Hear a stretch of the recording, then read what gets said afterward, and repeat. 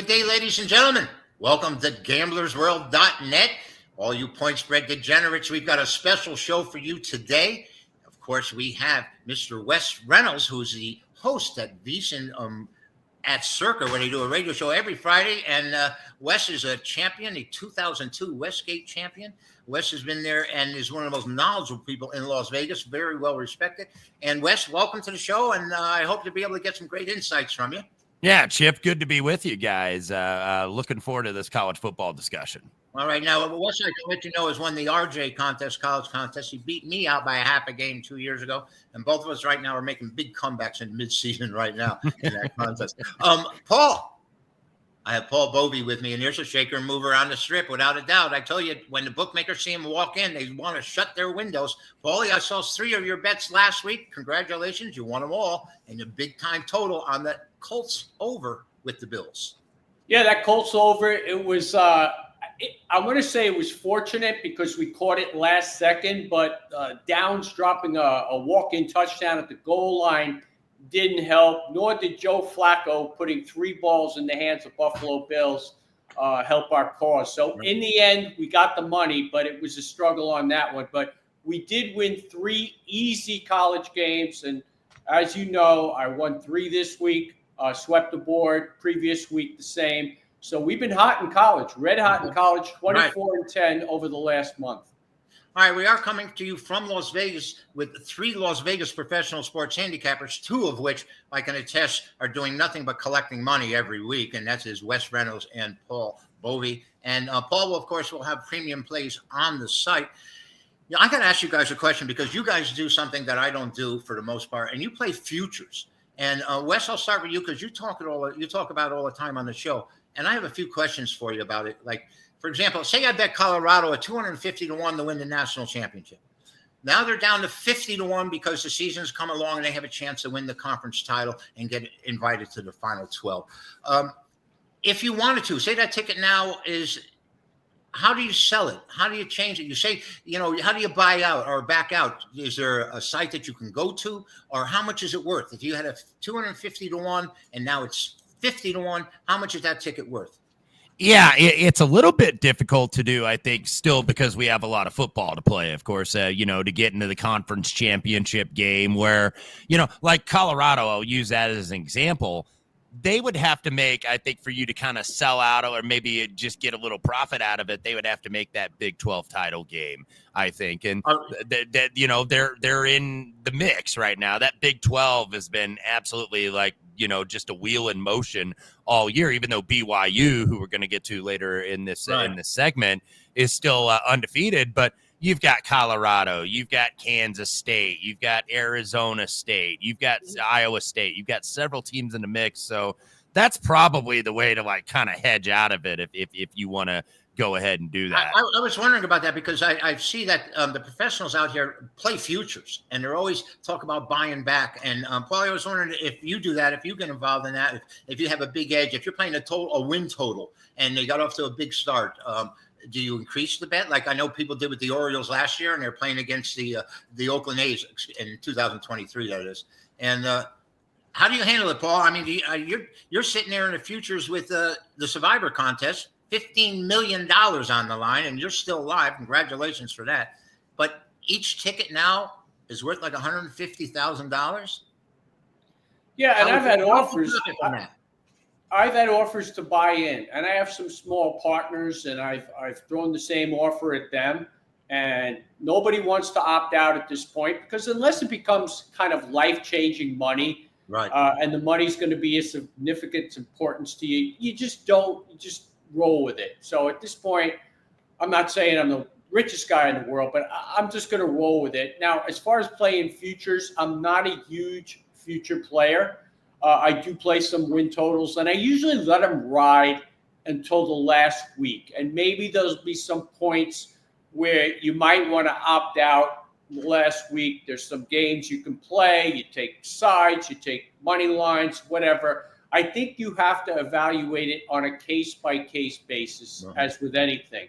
Because if you go into the last week and you're looking at an over and you have an unmotivated team, well, that certainly incentivizes you to go the other way. But you generally have to get more deep into it before you can look for these hedges, or else you could end up losing on both sides. All right, I have one more question for both of you. Now, I was wondering about this. Gee, I lost my train of thought. How about that? No, when you're playing these games and you're looking to hedge, do you feel like you're playing against yourself at all? Yeah, 100%. I think, and to Paul's point, to expand upon that, because I do a lot of golf. I do a lot of golf tournaments week to week on the various tours. So, like, what he kind of says when you do that too early, it's like hedging out when you're in like the late second round or the third round on Friday or Saturday. You don't want to do that. You've got to wait until overnight after 54 holes or during the final round to do that. So when you're playing like I do team futures, but I think a lot of discussions too, we get awards markets, which I'll admit one of my weaknesses as a sports bettor is I don't pay enough attention to that, because I think like all three of us, we got games every week. We got games every day, and now we got college basketball and we got the NBA. I don't have time to like get a huge awards market portfolio, because we're constantly in action on a daily and nightly basis. And then also, if you're playing derivative markets, that's something I do a lot. Saturday, Sunday, I'm playing a lot of second halves, or I'm playing a lot of first halves, or we're trying to work middles on some of these totals if we have some variance. So, I don't have time to do a lot of the awards markets in terms of like the Heisman talk or MVP talk or anything like that. I have one last question in my mind, because I hated the idea of the casino holding my money for 8-9 months. I thought I could put it to use and make more money with it at that time. But how big of a wager? What is the proportion compared to say your normal wager is $100? How much would you bet on a future? Well, I could answer that question. It's like somebody will come to me and say, "What's your budget?" Right. I'll tell you what my budget is. My budget could range from $100,000 to $1 million or $2 million, depending on the value that I'm getting for my money. So if you put a future in front of me where I'm getting 30 to 1 and I should only be getting 16 to 1, I'll go deep into my pockets. A lot of times, bookmakers on these futures, I have found over the years, when I did scour the board, they fall asleep on them. In other words, they don't make the overnight adjustment that they should based on an injury or the preceding night's results or the preceding Sunday's results. So sometimes if you really hone in on this, you can get great numbers on futures. But to your point, Chip, it really depends on the situation. It's a case-by-case basis. And to really quickly follow up with Paul's point there in terms of bookmakers falling asleep, it's especially prevalent on like college basketball or NBA when the seasons are so long. Because football, these guys are more often than not going to be on top of it. And you're not going to catch them with their pants down. But like college basketball, they could be really slow to adjust because they're so knee deep in the football that they're not focusing on basketball as much. So that is really where you can take advantage on a futures board. All right, let's go to the meat and potatoes now. Thank you, guys. Thanks for those insights. I was wondering myself about futures because I really don't play them. And I didn't like the idea of having, like I said, having my money hung up there. But, Wes, before we get to it, I just hear Matt Yeoman's on the show with you and Tim Murray continuously talking about it and getting off buying a high price or getting a big odds. And then when a team plays well, they talk about getting out of it and making a profit. And I was just wondering how it was done. Is there a website out there? Do you get a hold of somebody? But like Paulie said, you probably wait till the very end as you can and be able to bet on or against them in the final stretch there. Well, for extreme circumstances, Chip, there's prop swap, which I think was I think it came about, I'm going to say about 6-7 years ago, where it's a website which pairs buyers and sellers of futures. Right. And I'm sure they take some kind of commission. And I know there is some activity on there. Yeah. And I know there was an MVP situation a year ago where I think somebody way overpaid for Brock Purdy. And Brock Purdy ended up crashing and burning. And the guy's money went, he lit it up in flames. So, this could be, look, you could get value here because some people just want to get out, take some money out. And some people are willing to risk it. All right. One last thing about the money here. I'll tell you what. Let's start with the Texas and Arkansas because we're running on. Texas comes in a big favorite at Arkansas. Arkansas off a bye week after getting annihilated by Mississippi 2 weeks ago. And you have to remember the last time Arkansas had a bye week, they came back out and got killed. Wes, big favorite. Who has Texas played so far? Georgia. Mm-hmm. Exactly. And that's one of the reasons I ended up on Arkansas. I got 14. There's still some 13, I think 13 and a half. We'll see if maybe some game day money. Like if you miss a number on college, sometimes the betting public will get involved on Saturday. And this is especially going to be that noon Eastern kickoff window. So you might get some people laying Texas here. But I did take Arkansas because I think Texas, while very good, is a little bit overvalued because of that schedule. They beat Florida last week, who was playing that third string kid from Yale. So, that was deceiving. They only beat Vanderbilt by 3 at Vanderbilt. They lost by double digits to Georgia, a very good Georgia team who we'll get to momentarily at home. And I look at Arkansas, they are coming off a bye, and they've been very up and down. They did beat Tennessee earlier this year, but they come off a bye week. And, Bobby Petrino, you say what you want about him. He's a pretty good offensive coordinator and a pretty good play designer. And I think with Taylon Green back a little bit more closer to 100%, the Boise State transfer who plays quarterback for Arkansas, I think that this is going to be a tough one for Texas. And I think all these teams basically that are in that mix, that are in that college football playoff top 12 where they reveal those standings every Tuesday, all those teams are going to be dealing with pressure, and you're going to be paying taxes to bet all of those teams. And margin of victory isn't as important as it was when you had the 4-team playoff or you had the BCS. So, keep that in mind if you're laying some of these big favorites in these high-profile games. Sam Pittman also very good as an underdog in his career. I think about 69%. I think 22-10 is the exact mark against the number. So, Woo Pig Suey here for me on Arkansas. All right. Now, Paulie, Texas built up a lot of numbers against, like I said, softer competition. They're number one in the nation, only allowing 3.9 yards per play. But Arkansas, believe it or not, has a better offense than does Texas. They're, like he said, Bobby Petrino's out there, 484 yards a game. They're fourth in the nation, averages 6.8 yards per play. But Texas owns this series, 56-23, although Arkansas has won 2 of the last 3, which they played over the last 10 years. Most of the times they met, Paulie, was when they were in the Southwest Conference a while back, and now they're playing again. Well, offensively for Texas, this is a get-right spot against an Arkansas team that allowed Jackson Dart, 25 of 31 for 515 yards. So I'm going to keep this short and sweet. I could see a lot of points here. I think Texas will keep their foot on the gas pedal. I think Arkansas will get their share of points, and this game goes over the number.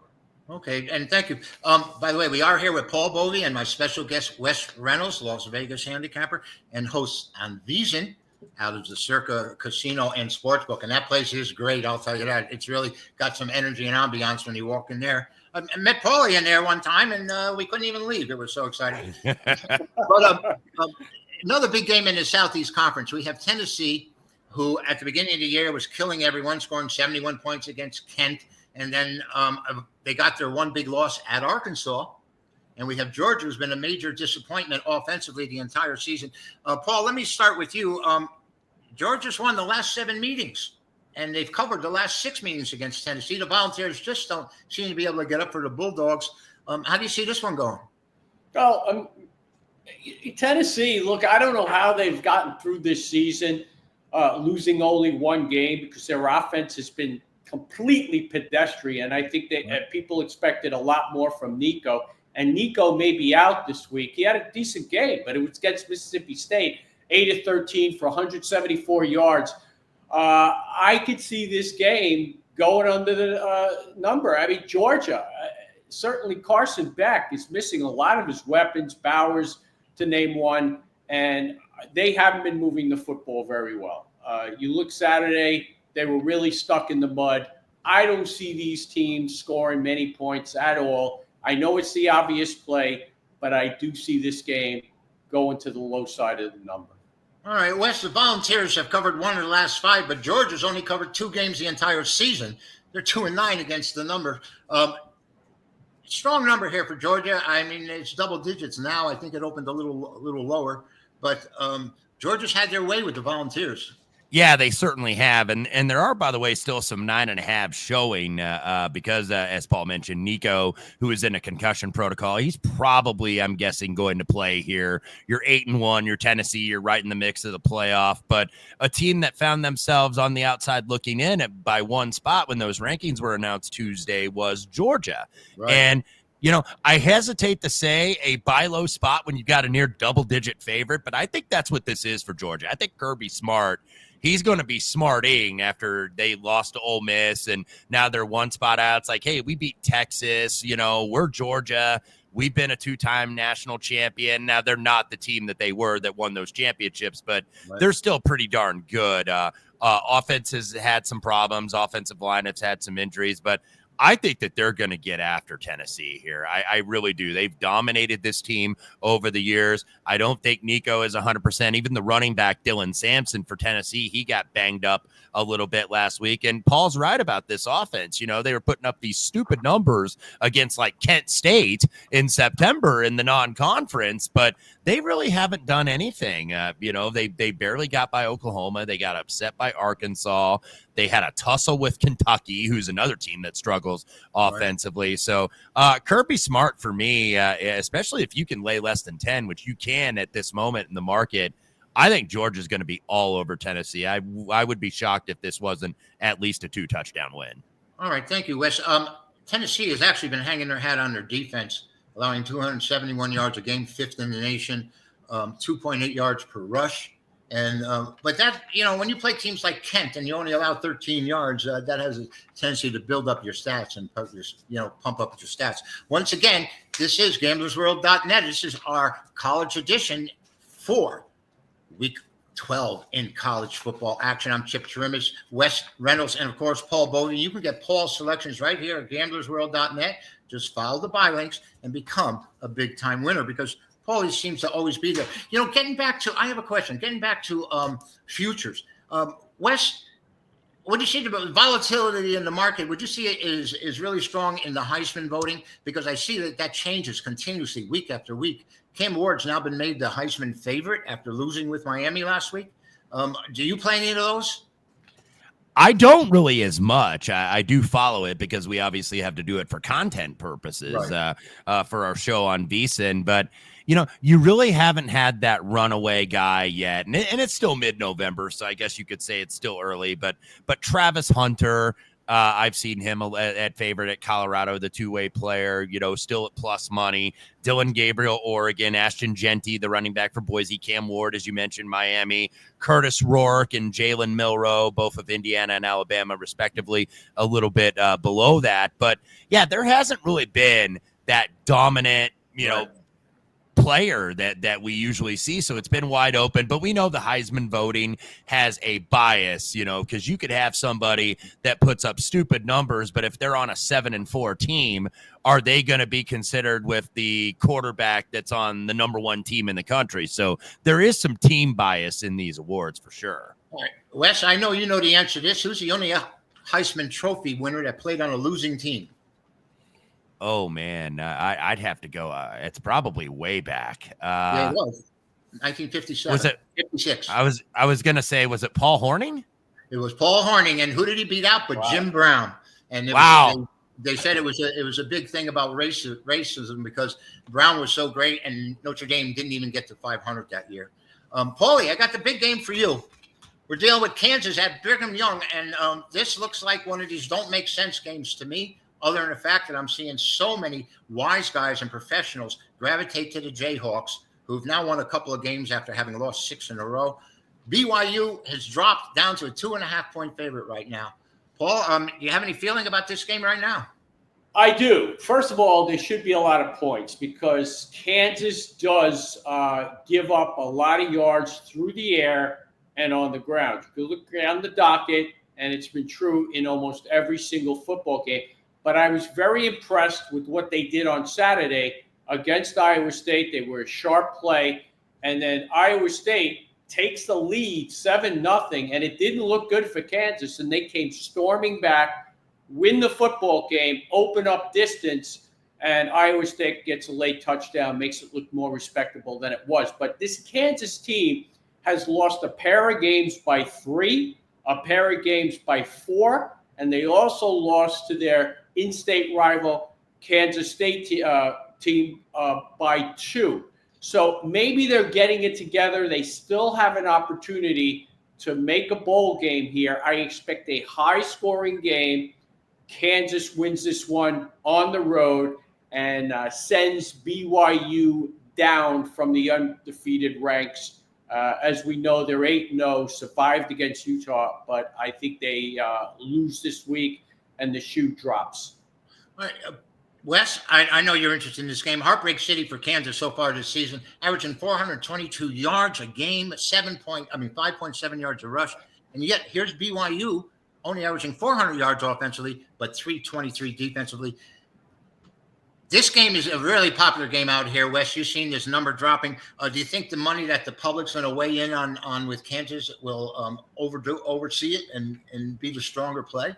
Well, I think you might get buyback from the public on BYU as we get closer to Saturday and actually on game day. But I'm with Paul. Let's make it 2 for 2 here. This is actually the first game I bet. I bet the Jayhawks at 3.5. I'd still take a little 3 for a little bit less of a position because I think the market's like telling you guys, you got a 9-0 team that would be in one of the 4 bye spots in the college football playoff against a 3-6 team. But Paul laid it out there. Kansas is 0 for 5 in one-score games, and BYU is 4-0, including last week where against Utah, if you were watching that game late night, it was 4th and 10. BYU pinned on their own goal line, and Utah gets called for defensive holding, and BYU eventually continues to drive and gets a game-winning field goal. This team's been pretty lucky, I think, this year. And look, you never apologize for victories, and 9-0 is 9-0. But I think Kansas is kind of starting to hit its stride. You know, they lost their offensive coordinator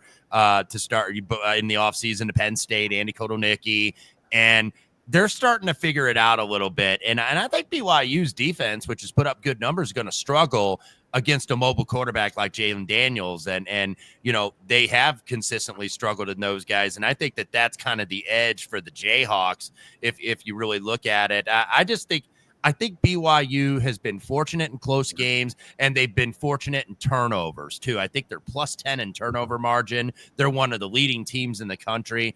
And I just think I don't know if this voodoo can last forever for the Cougars. So I think the Jayhawks go in and knock them from the ranks of the unbeaten. All right, thank you, Wes. And I look at this game the same way as I looked at last week's game when I had the don't make sense game of the year, Kansas getting 2.5 from Iowa State. I thought that was way off considering Kansas' record to that point. Now, when you see Kansas the last 3 games, Daniels, their quarterback, has a 133 rating, and it was turnovers that were doing them in, Wes, earlier in the year. 17 interceptions this season for the Cougars. That's where they've turned all these games, and they've recovered 6 fumbles. And that's been pretty much what's been backing the Cougars here. So I think I'm going to make it a hat trick. I think the Jayhawks are the side. I'm afraid about how much attention they're catching from the professionals out here. It's no secret that Kansas is really coming on strong on people like them. Anyway, this is Chip Chirimbes, Wes Reynolds, and Paul Bovi with GamblersWorld.net. We're going to be here each and every week, so like, subscribe, and share the show. We'll give you a college preview each and every week. And when the college season runs out, I'm sure we're going to be doing college basketball for you. And Wes, before I go anything, I mean, we can make comments on LSU, Florida, and Cincinnati, Iowa State, other interesting games. Michigan State and Illinois to me seems like an interesting one. You're a Big Ten guy. Any comment on that one?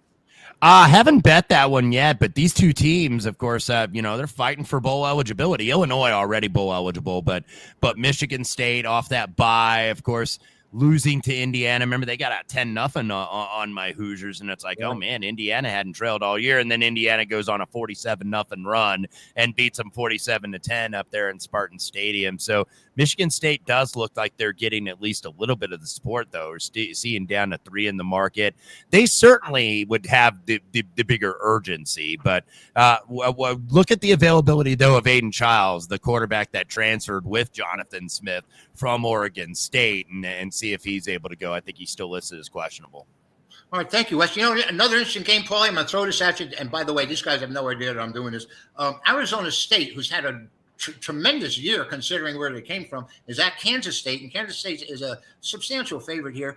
Do you think the dog has a chance? I know they lost on the road, the Sun Devils did, but they've been playing some pretty good football so far this year. I do think they have a shot.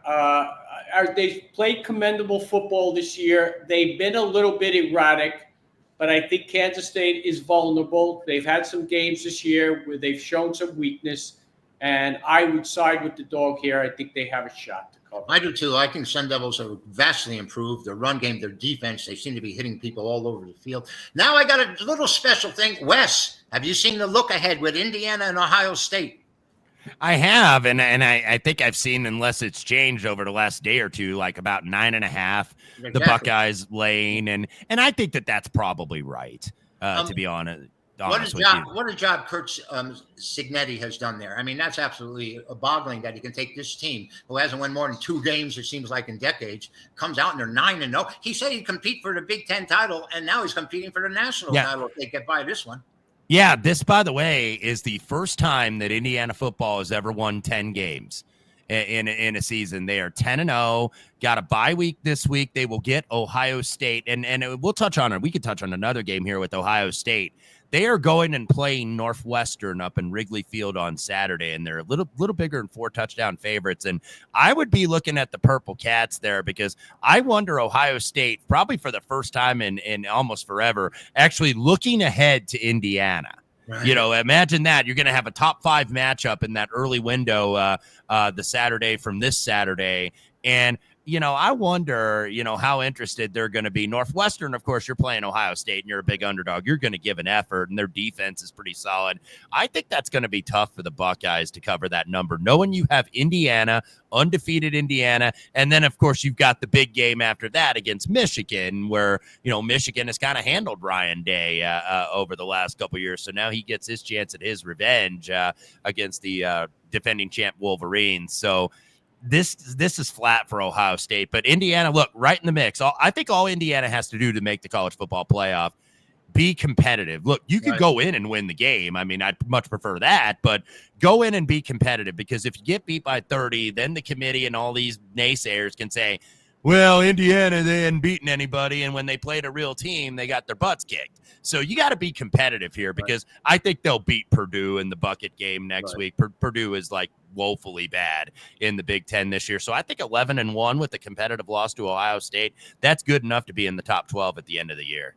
You're saying, wait, you're saying the advanced line on this game is 9.5 Ohio State? Yes. That's in my opinion, that's too much. This is going to be 7 to 7.5. I think the line will. I think it opened about 7.5. And Paul, I can't tell you how many times I bet Indiana over the years. I think they had a coach named Allen who's supposed to do things for them, particularly against this Ohio State team, and they just never seem to get there.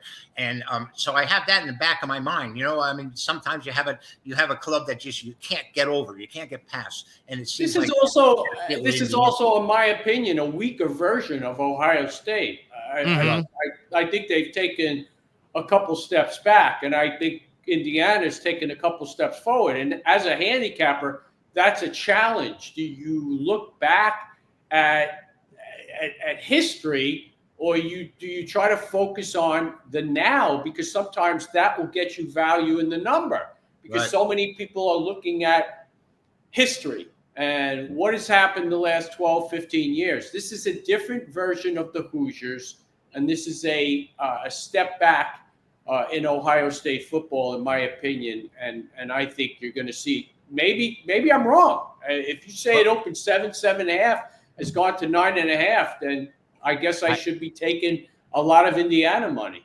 I think it'll drop, though, maybe, if Ohio State, I think that they might kind of sleepwalks early against Northwestern. That's an early start in Wrigley Field, early window on Saturday.